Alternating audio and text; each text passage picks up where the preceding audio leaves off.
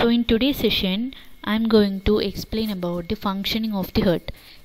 In the previous session, or in the previous lecture, I have explained the structure of the heart, that is the various chambers of the heart wall and the layers of the heart wall, and the various nodes, sinoatrial node, atrioventricular node, and how the activation of the heart takes place. Activation means how the contraction and relaxation of the heart takes place, how the electrical pulses generated from the sinoatrial node reaches these various chambers of the heart, that is various walls of the heart, and as a result how the contraction takes place and the blood is pumped. So in today's class I am going to explain how the heart is working, and the whole in detail I have included in this slide, functioning of the heart, but I am explaining the functioning from this diagram. Okay, so please follow the pointer. So in this figure you can see some blood vessels in right part of the heart is colored blue, and the left part as well as the other blood vessels are colored in red. So this blue colored part and the blue colored blood vessels will carry the deoxygenated blood, that is the blood that contains carbon dioxide.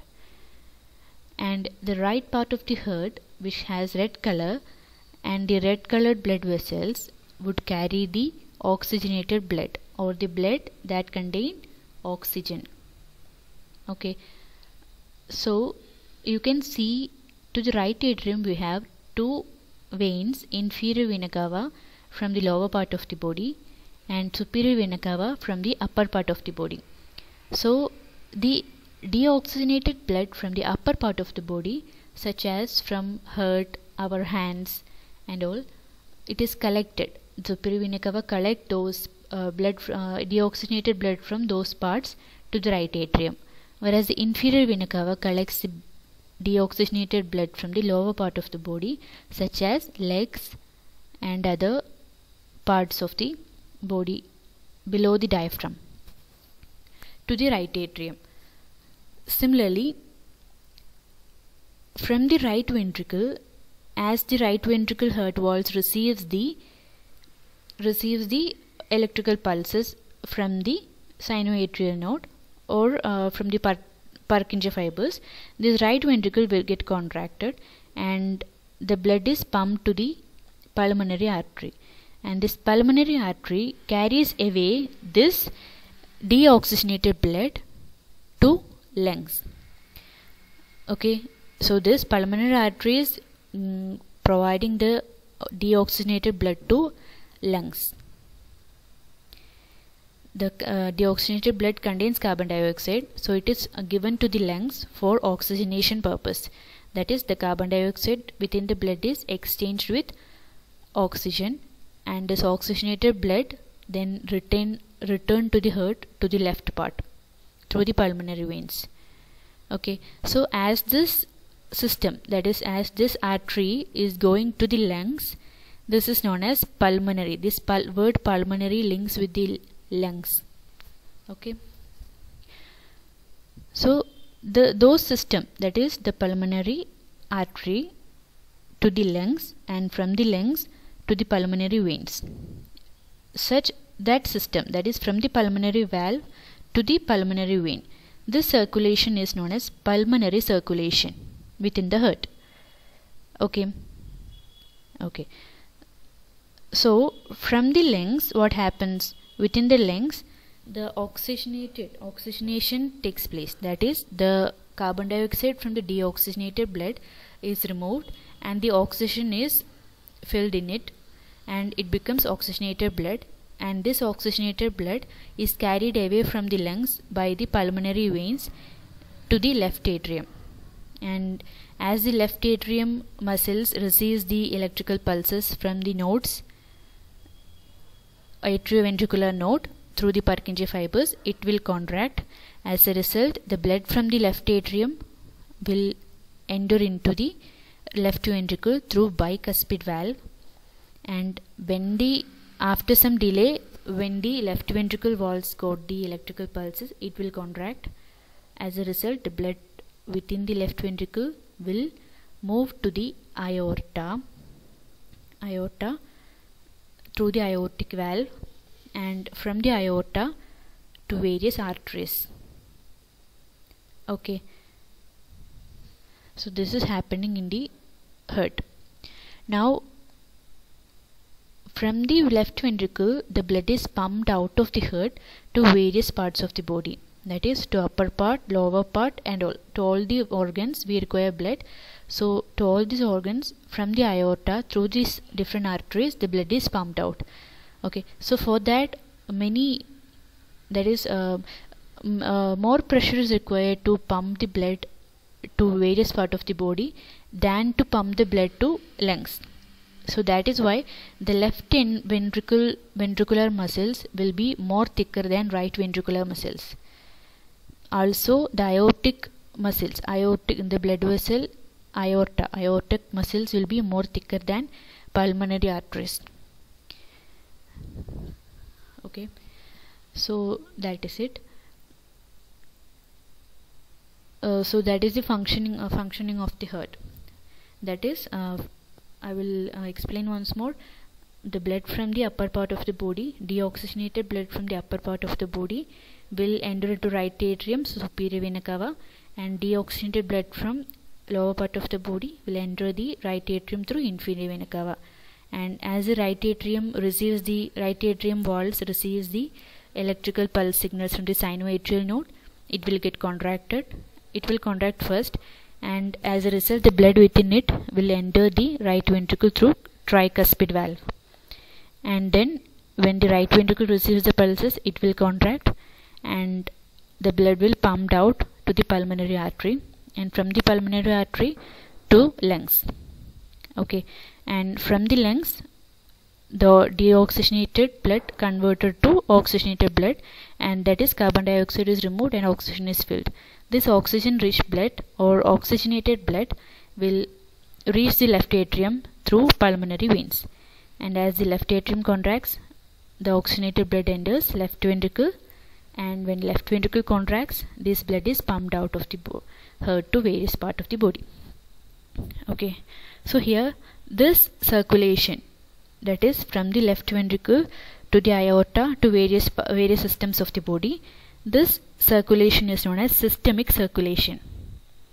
Systemic circulation. As I have told before, from the right ventricle, pulmonary artery, lungs, and pulmonary veins, the circulation is pulmonary circulation, whereas from the left ventricle, aorta, and to various systems of the body and back into this inferior vena cava, this is systemic circulation.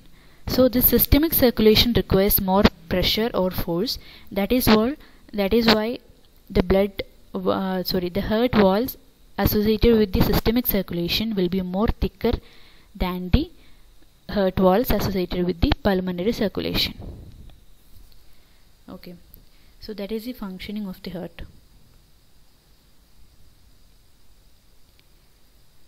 You can take the screenshot of this explanation, and here you can see the circulation system. Here this is the right atrium, right ventricle, left atrium, left ventricle. Okay, and this is inferior vena cava, and this is superior vena cava. This one, superior vena cava. So you can see from the inferior vena cava, the blood is going into the right atrium, and this inferior vena cava collect the blood from lower part of the body such as liver, intestines, kidneys, and legs, whereas the superior vena cava takes the blood from head and hands and all to the right atrium, and as this contract, it will reach the right ventricle. This right ventricle will carry the deoxygenated blood to lungs. Right lungs, there are two lungs, right lungs and left lungs, and in both these lungs oxygenation takes place. As a result, the oxygenated blood is carried away from the lungs through the pulmonary vein to the left atrium, and as the left atrium contracts, this oxygenated blood reaches left ventricle, and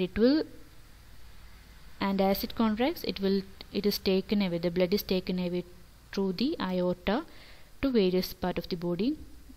As you can see here, through these pathways. Okay, so this is a circulation, cardiovascular circulatory system. And there is another figure also. In an engineer point of view, as I have told, the heart is considered as a pump, so you can see the diagram related to that. That is this same diagram in an engineer point of view.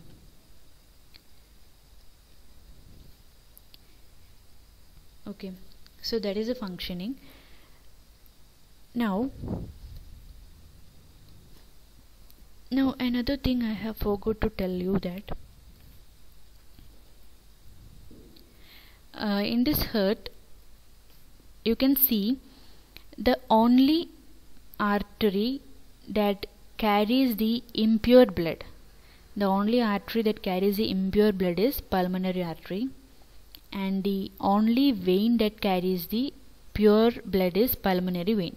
Pure means oxygenated blood. Similarly, the only blood vessel or the only artery that carries the deoxygenated blood is pulmonary artery. That is an important point. So next I am going on to some of the important parameters or some of the important terms, such as systole, diastole. As I have told, as the heart walls, as the walls of the heart receives the electrical pulses from the SA node and AV node, it will get contract as well as relax. Okay, after contraction it will relax. So this contraction of the heart muscles is the systole. The period of contraction of heart muscles, it is the systolic period, and the contraction is known as systole, whereas the relaxation or dilation of the heart is known as diastole. So after every systole, a diastole will be there, and the period of dilation of the heart is known as diastolic period, and the pressure during systole is systolic pressure, and the pressure during diastole is diastolic pressure. So during systole, what happens? During contraction, the blood is removed from that particular chamber, whereas during diastole or during relaxation or during dilation, the blood is entered to the particular chamber, or the heart cavity will get filled with the blood. Now, once the blood has been pumped to the arterial system, that is from the pulmonary artery to various arteries, the heart relaxes and the pressure in the chambers decreases. During diastole, the pressure decreases and the outlet valve closes, and in a short time the inlet valve will open again. Inlet valve means the valve through which the blood is entering into the heart. Open again to restart the diastole and initiate the new cycle in the heart.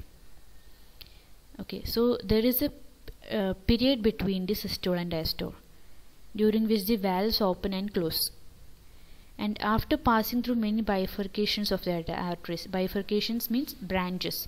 Through various branches of the arteries, the blood reaches the vital organs.